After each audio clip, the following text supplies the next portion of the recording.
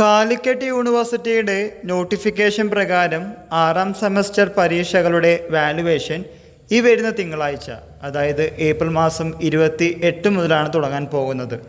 എന്നാൽ ഇതിനിടയിലാണ് self financing കോളേജസിലെ ടീച്ചേഴ്സ് സെമസ്റ്റർ വാലുവേഷൻ ക്യാമ്പ് ബഹിഷ്കരിക്കാൻ പോകുന്നത്. നമുക്ക് എല്ലാവർക്കും അറിയാം, ഏതൊരു യൂണിവേഴ്സിറ്റിയിലും ഗവൺമെൻറ് എയ്ഡഡ് പ്രൊഫസേഴ്സിനേക്കാളും കൂടുതൽ സെൽഫ് ഫിനാൻസിങ് കോളേജിൽ പഠിപ്പിക്കുന്ന ടീച്ചേഴ്സാണ് കൂടുതൽ.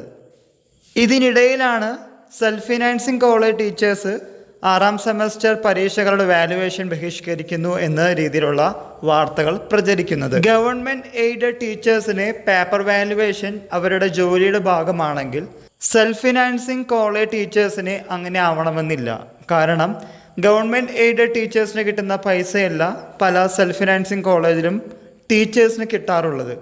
ആയതുകൊണ്ട് വലിയ അന്തരംഗവും മുമ്പ് ചെയ്തിട്ടുള്ള, അതായത് വാലുവേഷൻ ചെയ്തിട്ടുള്ള പരീക്ഷയുടെ പൈസ യഥാക്രമം റെഗുലറായി കൊടുക്കാത്തതും ടീച്ചേഴ്സിനിടയിൽ ഇങ്ങനെയുള്ള പ്രതിസന്ധിയും ബഹിഷ്കരണവും സാധാരണഗതിയിൽ ഉണ്ടാവാറുണ്ട്. കോളേജിലെ സൂപ്പർ സീനിയേഴ്സ് ആയിട്ടുള്ള 6ാം സെമസ്റ്റർ അഥവാ തേർഡ് ഇയർ വിദ്യാർത്ഥികളുടെ റിസൾട്ടുകൾ നിശ്ചലമായാൽ, പ്രതിസന്ധിയിലായാൽ ആ കുട്ടികളുടെ തുടർ പഠനവും ജോലിയും പ്രതിസന്ധിയിലാകുമെന്നും തുടർന്ന് അവരുടെ മുന്നോട്ടുള്ള യാത്രയ്ക്ക് ഭംഗം വരുത്തുന്നതുമാണ് ഇങ്ങനെയുള്ള കാര്യങ്ങൾ.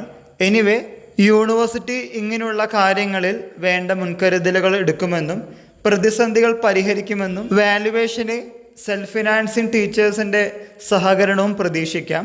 ഇതുമായി റിലേറ്റ് ചെയ്യുന്ന പുതിയ അപ്ഡേറ്റുകൾ കിട്ടുന്ന മുറയ്ക്ക് നിങ്ങളുടെ മുമ്പിൽ ഷെയർ ചെയ്യുന്നതാണ്. വാലുവേഷൻ ക്യാമ്പ് തുടങ്ങാൻ പോകുന്നത് ഏപ്രിൽ മാസം 28-ാം തീയതി മുതലാണ്. ഏതൊരു ജോലിക്കും കൂലി കൊടുക്കേണ്ടത് ആവശ്യകതയാണ്, അത് യജമാനൻ്റെ കർത്തവ്യമാണ്.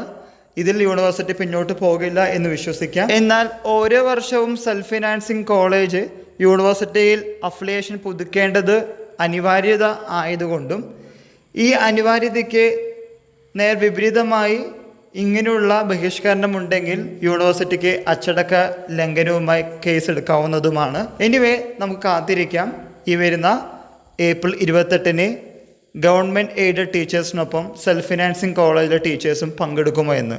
എല്ലാവർക്കും ഒരിക്കൽ കൂടി നന്ദി, നമസ്കാരം.